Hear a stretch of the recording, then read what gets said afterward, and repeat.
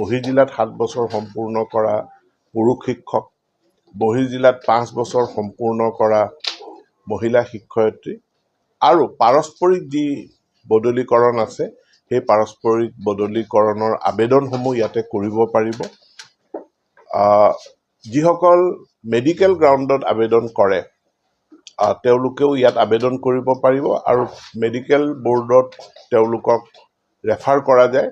Guwahati medical কলেজৰ অধীনত গঠিত এখন মেডিকেল বোৰ্ডে সেই মেডিকেল গ্ৰাউণ্ডত কৰা আবেদনসমূহ তেওঁলোকে পৰীক্ষা নিৰীক্ষা কৰি চাই যিখিনি আমাক এপ্ৰুভ কৰি দিয়ে যে হয় এওঁ জটিল ৰোগত আক্ৰান্ত, সেইসমূহত অনুমোদন জনোৱা যায়। যিসকলে এবাৰ পাৰস্পৰিক বদলীকৰণ প্ৰাপ্তি পালে, মিউচুৱেল ট্ৰেন্সফাৰ যিসকলে এবাৰ পালে তেওঁলোকে পৰৱৰ্তী 2টা বছৰলৈ আৰু আবেদন কৰিব নোৱাৰে।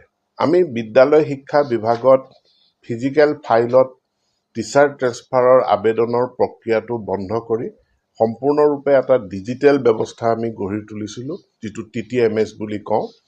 এই টিচাৰ ট্ৰেন্সফাৰৰ যিটো অনলাইন প্লেটফৰ্ম, এই প্লেটফৰ্মৰ জৰিয়তে অতি সফলতাৰে আমি 42,000 শিক্ষকৰ বদলীকৰণ ইতিমধ্যে কৰিবৰ কাৰণে সক্ষম হৈছোঁ।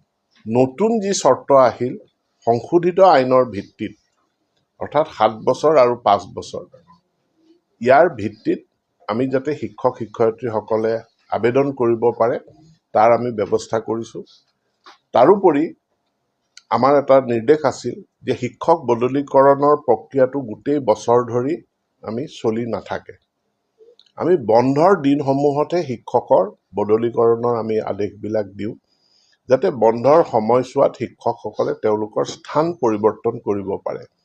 ইয়াৰ কাৰণে অতি উপযুক্ত বুলি বিবেচনা কৰা হয় গৰম বন্ধৰ দিনকেইটা। তাৰোপৰি আমি দুৰ্গা পূজাৰ দীঘলীয়া বন্ধ যেতিয়া থাকে তেতিয়াও আমি বদলীকৰণৰ আদেশসমূহ মুকলি কৰি দিওঁ। আৰু আজি মই